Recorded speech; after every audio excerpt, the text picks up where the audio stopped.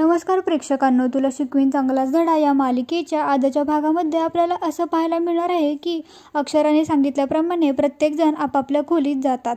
अक्षरा अधिपतीला खोलीत घेऊन जाते आणि बोलते, अधिपती तुम्ही अजिबात टेन्शन घेऊ नका. बाबा आणि मॅडम यांच्यातील वाद लवकरच मिटेल आणि ते दोघे कायमचे एकत्र येतील. थोडा वेळ जाऊ द्यात, माझी खात्री आहे ते दोघे नक्कीच एकत्र येतील. तेव्हा अधिपती बोलतो, मास्तरीणबाई ही की नाही तुमची फक्त खुळी आशा आहे, दुसरं काय बी नाही. तेव्हा अक्षरा अधिपतीला बोलते, फक्त आशा नाही आहे, मी नक्कीच प्रयत्न करेन, दोघांना एकत्र आणण्याचा प्रयत्न करेन, त्यांच्यातील ताण कमी करण्याचा मी प्रयत्न करेन. तेव्हा अधिपती बोलतो, मास्तरीणबाई तुम्हाला हे कसं काय जमतं, मला समजतच नाही. मला हे कधी बी जमलं नसतं आणि जर असं एकमेकांच्याकडून एखादा गुण घ्यायचा असताना तर आम्ही तुमच्याकडून हाच गुण घेतला असता. तेव्हा अक्षरा बोलते, असो चला आपण आता झोपूयात, तशी पण आपली फारच दगदग झाली आहे. तेव्हा अधिपती बोलतो, आता अशी झोप आम्हासनी लागणारच नाही, त्यापूर्वी आम्ही आमच्या आईसाहेबांना भेटून येतो. असं म्हणतो आता भुवनेश्वरीला भेटण्यासाठी तिच्या रूममध्ये निघून जातो. सीन चेंज होतो आणि आपण पाहतो तर काय भुवनेश्वरी तिच्या खोलीत बसलेली असते. तिला काही झोपच येत नसते. 4 वाजतांचे शब्द तिला सारखे सारखे आठवत असतात आणि डोक्यामध्ये फिरत असतात. आणि तेवढ्यातच अधिपती तेथे पोहोचतो. अधिपती पाहतो तर काय त्याला आश्चर्य वाटतं. भुवनेश्वरी अंधारात बसलेली असते, त्यामुळे तो पहिले लाईट ऑन करतो आणि भुवनेश्वरीच्या जवळ जाऊन बसतो. बोलतो, आईसाहेब कशाला इतकं तुम्ही मनाला लावून घेताय, तुम्हाला तर माहीत आहे ना तो माणूस कसा आहे. बोलायला अजिबात चांगला नाही, त्याच्या जिभेला हाड म्हणून नाही बघा. मग कशाला तुम्ही त्याचं बोलणं जीवाला लावून घेताय. देवानं आपल्याला 2 कान दिलेत हे लक्षात ठेवा. त्या माणसाचं बोलणं एका कानानं ऐकायचं आणि दुसऱ्या कानानं सोडून द्यायचं. मग भुवनेश्वरी बोलते, अहो अधिपती आजवर आम्ही हेच करत आलोय, त्यांचं बोलणं सहन करत आलोय फक्त तुमच्यासाठी, ते फक्त. तेव्हा अधिपती बोलतो, आईसाहेब मी तुम्हाला फोनवरती काय बोललो होतो आठवा, आपल्यामध्ये कुणी बी येऊ शकत नाही, माझा बापसुद्धा नाही आणि या घरातलं तुमचं स्थान कोणीच घेऊ शकत नाही.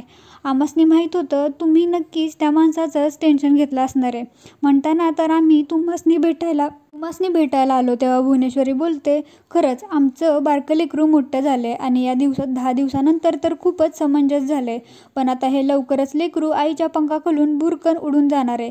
तेव्हा अधिपती बोलतो, काय पण बोलताय, असं काय बी होणार नाही. अहो तुमच्या आशीर्वादाची गरज आम्हासनी शेवटपर्यंत असणार आहे. तेव्हा भुवनेश्वरी बोलते, असो आमचा आशीर्वाद तुमच्या पाठीशी कायम असणार नाही.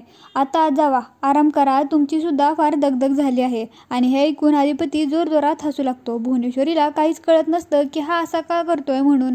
तेव्हा अधिपती बोलतो, आईसाहेब अहो आईसाहेब हेच सेम टू सेम वाक्य आता मास्तरीणबाई आम्हासनी बोलल्या. काही गोष्टी ना तुमच्या दोघींच्या लईसारख्या आहेत बघा. आणि हे ऐकून भुवनेश्वरीला खूपच राग येतो. तेव्हा अधिपती बोलतो, तुम्ही दोघी बी हुशार आहेत, दोघी बी समंजस आहेत, दोघी बी स्वतःला कंट्रोल करता आणि दुसऱ्याला बी कंट्रोलमध्ये ठेवताय. खरंच तुम्हा दोघींमध्ये फारच साम्य आहे. असं म्हणत तो तिकडून निघून जातो. अधिपती गेल्यानंतर भुवनेश्वरी मात्र टेन्शनमध्ये असते आणि ती विचार करत असते, आज सुनबाईंचं नाव आमच्या बरोबरीनं घेतलं जात आहे, पुढे जाऊन काय सांगावं, फक्त त्यांचंच नाव राहील. दुसरीकडे आपण पाहतो तर काय अक्षरा ही बाबांच्या खोलीत येते. ती बोलते, बाबा एक स्त्री म्हणून मला असं वाटतं की तुम्ही मॅडमशी असं बोलायला नको होतं, असं वागायला नको होतं, थोडीशी का होईना मर्यादा ठेवून तुम्ही बोलायला पाहिजे होतं. तेव्हा बाबा बोलतात, अक्षरा माझा मूळ स्वभाव असा नाही आहे, पण ही बाई माझ्यासमोर जरी आली ना तरी माझ्या डोक्यात तिडीक जाते. तेव्हा अक्षरा बोलते, बाबा आपलं ठरलं होतं ना की आपण मॅडमशी चांगलंच वागायचं, पण तुम्ही जर चांगलं वागलाच नाही ना तर अधिपतींना तुम्ही कधीच जिंकू शकणार नाही. आणि मागचे काही दिवस तुम्ही मॅडमशी चांगले वागत होता ना, मग आता असं का वागताय. त्यांच्याशी प्लीज चांगलं वागा, तरच अधिपती तुमच्या बाजूने येतील आणि तुमच्यावरती प्रेम करतील. बरं बाबा तुम्हाला एक महत्त्वाची गोष्ट सांगायचीच राहिली. तिकडे आम्ही 10 दिवस राहायला गेलो होतो ना, त्यामुळे अधिपतींमध्ये फारच सकारात्मक बदल झालेला आहे. ते आता स्वतःचे निर्णय स्वतः घ्यायला शिकलेत. तिकडे मॅडम नव्हत्या ना. तेव्हा चारुहास बोलतात, चांगलं आहे, अशीच तुम्ही प्रगती करा आणि आनंदात राहा, तुमचा संसार सुखाचा होऊ देत, असं म्हणत तो अक्षराला आशीर्वाद देतो. आणि त्यानंतर अक्षरा तिकडून निघून जाते. चारुहास चारूच्या फोटोजवळ जातात आणि बोलतात, चारू हे 10 दिवस मुलांनी फारच कष्टात घालवले आहेत, आता मी एक काम करतो, त्यांना 4 दिवस कुठेतरी फिरायला पाठवतो, तेही निवांत. तर दुसरीकडे आपल्याला पाहायला मिळतं अधिपती खोलीत आलेला असतो आणि अधिपतीने अक्षराचं बोलणं सुरू असतं. जे झालं त्याबद्दल आपण बोलायलाच नको, आपण काहीतरी वेगळं बोलूया. मी तर की नाही 10-12 फॅक्टर्स काढणार आहे, 10-12 नवीन बिझनेस उघडणार आहे आणि आपल्या प्रत्येक पोराला एक बिझनेस सांभाळायला द्यायचा. तेव्हा अक्षरा बोलते 10-12 पोरं. त्यावर अधिपती बोलतो हो, घराचं गोकुळ करायचं आहे ना. असं म्हणत अधिपती खूपच रोमॅन्टिक होतो आणि अक्षराला जवळ घेतो आणि बोलतो मास्तरीणबाई एक सांगू का. अक्षरा म्हणते सांगा की. अधिपती तिला बोलतो आय लव्ह यू. अक्षरासुद्धा आय लव्ह यू बोलते आणि ते झोपून जातात. नंतर दुसऱ्या दिवशी सकाळी दुर्गी भुवनेश्वरीच्या खोलीत जाते आणि बोलते ताई तू ठीक आहेस ना. नाही म्हणजे अधिपती आणि मोठे सरकार दोघं बी तिचंच ऐकतात. दोघं बी तिच्याच कळेत गेलेत. हळूहळू या घराचा सगळा कारभार तिच्याच हातात जाऊ नये म्हणजे मिळवलं.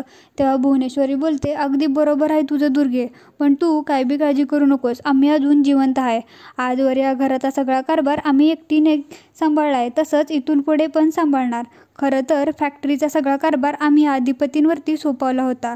यातून आम्ही सगळं लक्ष काढून घेतलं होतं.